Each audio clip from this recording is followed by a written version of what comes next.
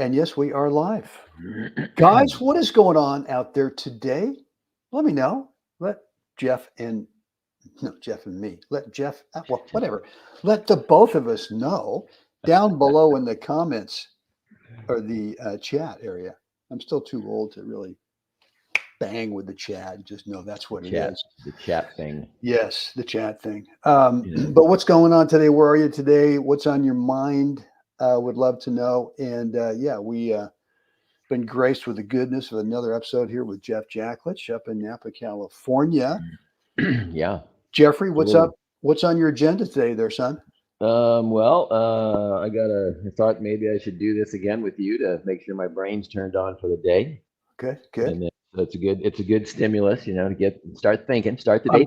I'm glad we can provide that service for you. But then I'm headed down to the BTC, Berkeley Tennis Club, world famous. Get a practice doubles mix match in with my partner Erica Smith, and then Lisa Chang, and what's her partner's name? I forget his name. But tough team, Good, so. Yeah.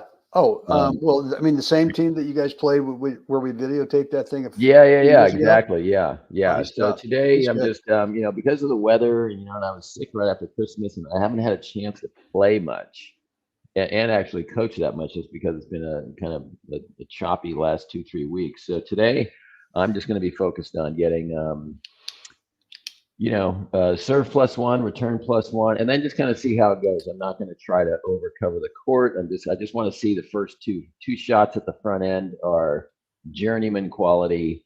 Get in, get some grass stains on the knees if I need to get the low volley, and just drive it back, to the returner or to the server, depending on what's going on, So yes, and that's kind of in my head. That's my plan today. Good. Just kind of good.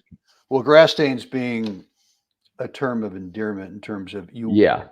I mean, that would be red stains off the hard courts there. Off the hard court, yeah. That would be a little bloody mess. But yeah. Hey, you just mentioned something, serve +1, and I think you and I both agree on this, that the +1 part is so misunderstood. Yeah. That people think, okay, I'm going to throw the serve in there, and then whatever comes back, I'm just going to unload. Yeah. And that couldn't be further from the truth. I mean, you can unload on maybe if you throw in a pretty good first serve against a guy who's right there at your skill level. Yes, you might maybe 1 out of 10 returns. You might get a ball that's so fat and juicy that you can actually do some unloading on. But most of the time, the +1 is let's hit a quality ball somewhere. Probably going to come back. That's okay. Yep. And that, that's what we mentioned it yesterday too, and that understanding of your first 2 balls, the higher quality you can hit your first 2 hits, your first 2 strikes, you're halfway home, like you're almost there. And that's, not worrying about whether the guy touches the ball or not, but how good a quality ball can I hit? And that for me, sometimes it means I'm just going to drive the first volley in singles. I'm just going to drive it up the center of the court and let him make decisions. Then he's got to clear his body. He's got to decide, is he going to try and go inside out or cross court on me? But from that position, they don't have angle. They've got to drive the ball through the court more than they do off the court. So, well, I think in that kind of return too, or that kind of serve, is you're forcing that opponent to have to not have a laundry list of shot choices. Right. You're forcing that player to have clarity, and let's be honest, not that many players have got clarity. That ball's coming right at them. It's right back up the middle. It's instinctive to have shot choices. Right. So, all right, well, let's get started today, Jeff. And if that's okay with everybody, you tee up the video here. And this, again, is a point from the indoors this year, 2023, or last year, March 2023, the finals of the indoors, which I was fortunate to win. And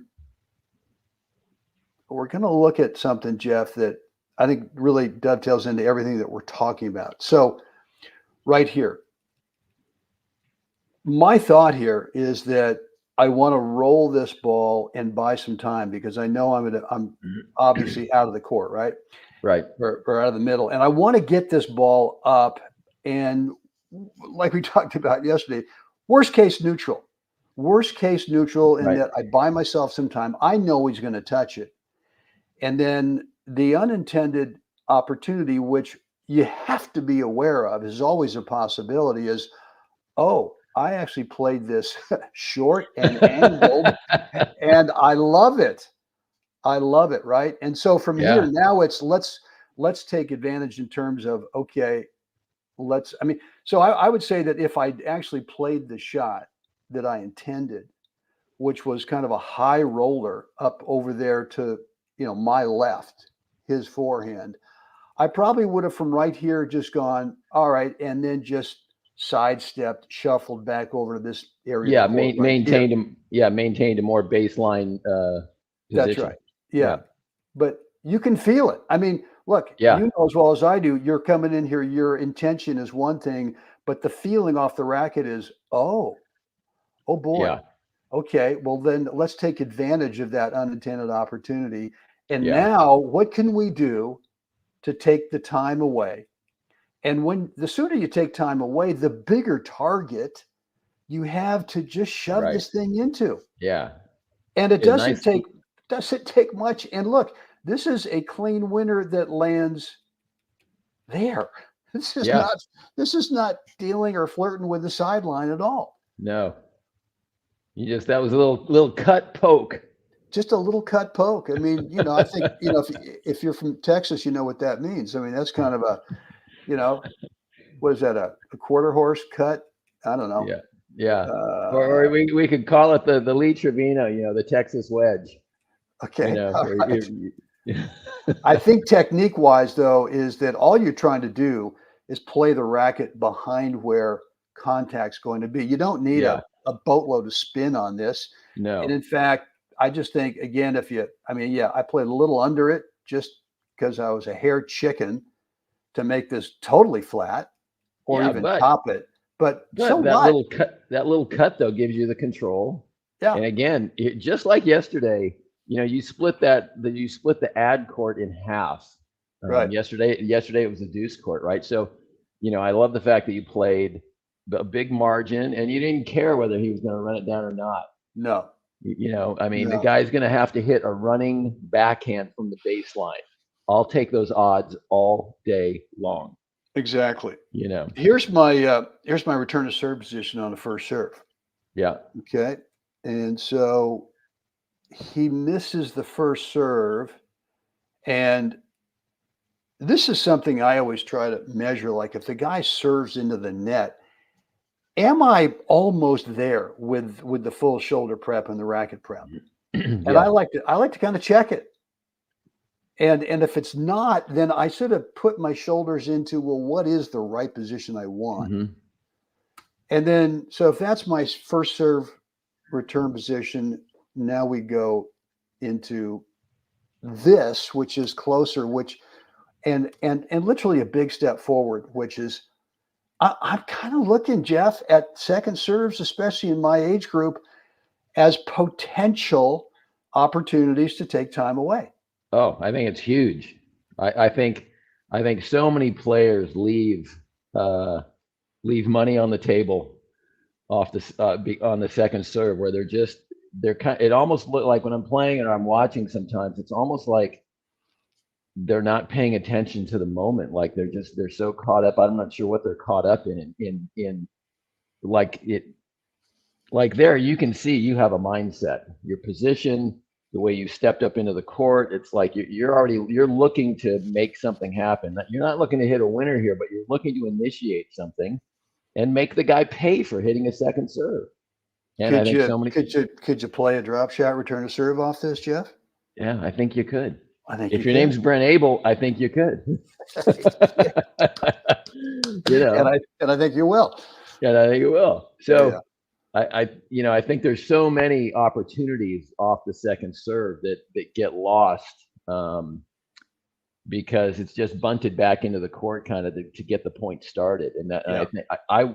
I make a point of when I'm playing my practice sets of really taking cuts on the second serve to get used to it, to get comfortable with it. Am I going to miss some? Yeah, but I can't tell you how many matches I've played where, at the end of the match, players have said, God, I almost felt like every game I was serving, I was starting at love 30 because you just put so much pressure on me off the return serve. Yeah. Yeah. And, because I'm coming at it, and I wasn't like, I'm not pasting lines or, that. It was literally just aiming up the center of the court and just make the guy have to rush his first ball.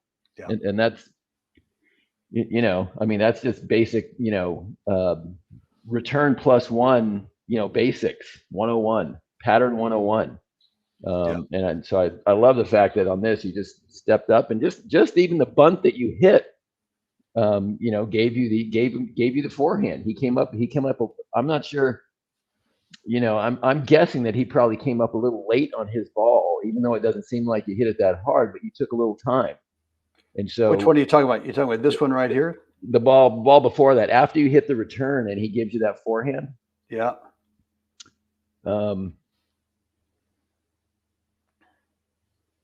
Like this, like, did he mean to hit it there? I don't know. Maybe he did, but I would question his tactics then.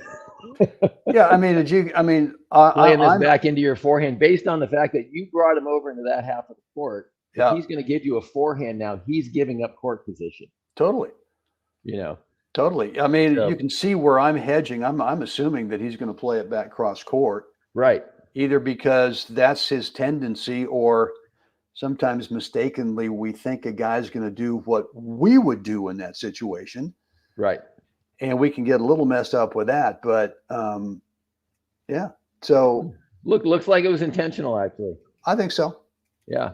And maybe he just didn't get enough meat on it that he was hoping, because it looks like he hit kind of a little carve to it.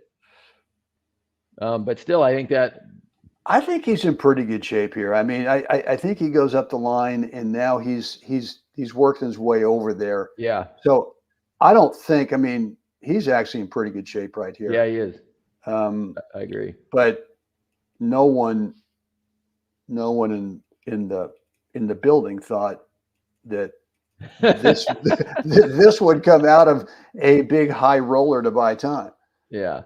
And I think the reality is, look, I mean, how many times do we play shots that do not go towards their intended target? Yeah. And the reality is a lot. And one of the things that you and I probably continue to figure out what's the best way to articulate to a student.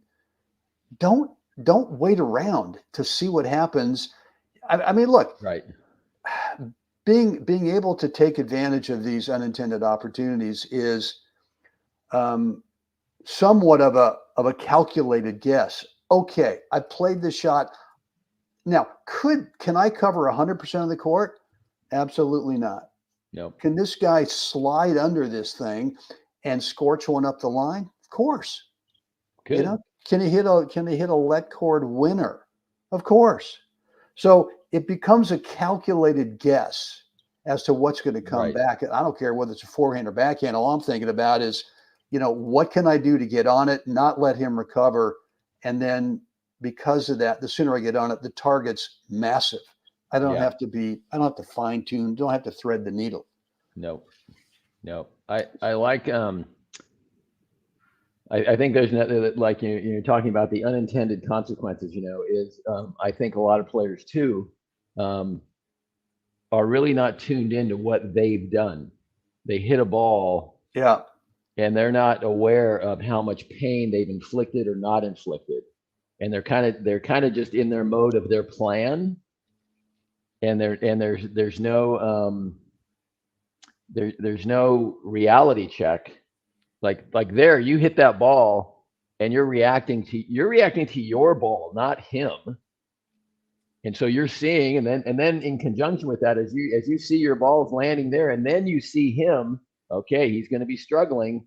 You're taking that on the fly information and making a position choice.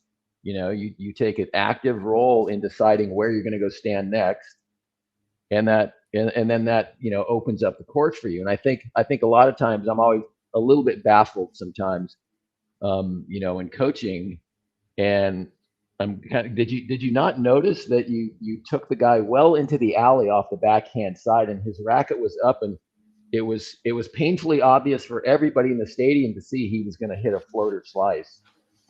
And you waited back here behind the baseline for him to do it. And then you let the ball bounce, and then you actually let the ball drop a little bit. So by that time, he actually recovered. And so now we totally lost the moment. And it's that disconnect between the player hitting the ball and the player still reading his ball to make good, educated decisions about court position, because that's what that is. You got to understand what you delivered if you want to take the best court position. Yeah. What do I know about my opponent? And then you're compiling all these little bits of information. But here, I think you clearly made the decision after you hit that ball. Was it the ball you intended? No. So if you had played the position on the ball intended, you'd still be back here behind the baseline. That's right. That's right. Yeah. No.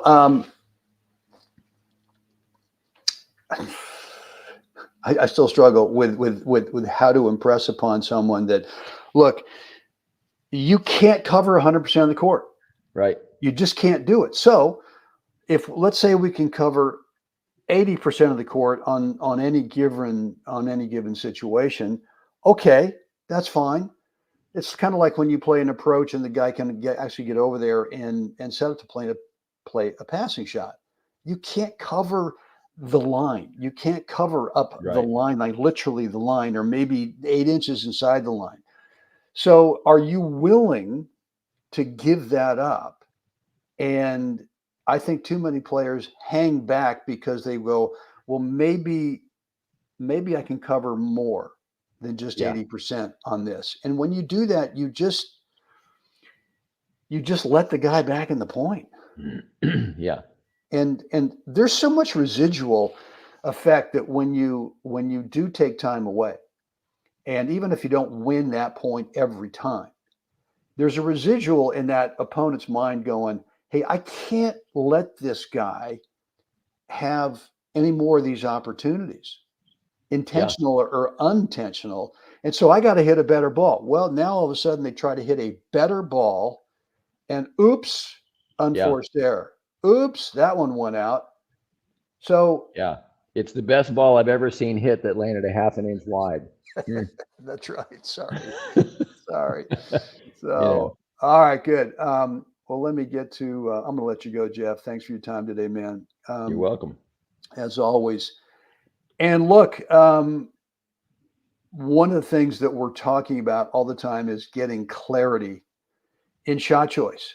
And in this example here, I mean, not only did I have clarity in terms of court position after an unintended opportunity, but also shot choice clarity. I mean, there was no shot choice menu off of this thing. It was just one and done. And I'm going to take my time to play it in terms of, I don't need to rush it. The guy's well off the court. A lot of that clarity comes from how you handle the 80% of the matches, which is spent between points and on side changes, this 80-20 reality.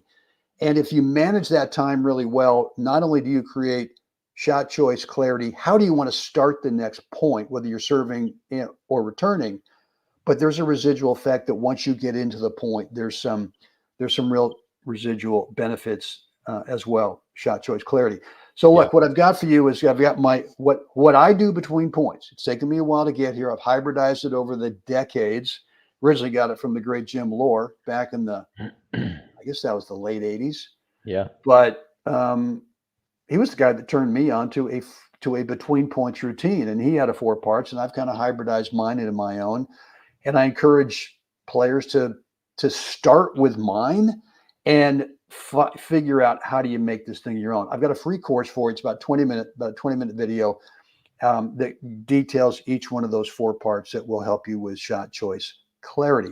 Just go over to webtennis.com, drop in a first name and an email address, and you'll get access to that free course. All right, Jeff. Right.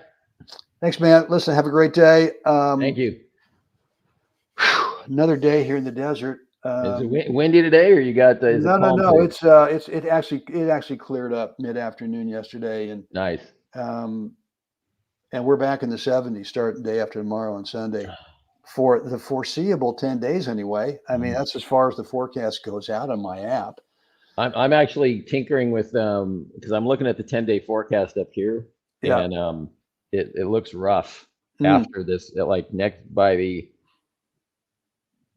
because we got one more week, and then the Wilson, and so the week before the Wilson, it right now it's like rain every day, like from Tuesday on. So I'm thinking I may even come down a few days earlier to get some tennis in. If you want to stay with us, that's fine, or you stay with Toon, whatever you want to do. I know the Dawsons are coming, and I can't remember what day, but let me know. Let me know right. what day, and just come down I'll do early, that, and look, we'll get out there and Yeah. do some work.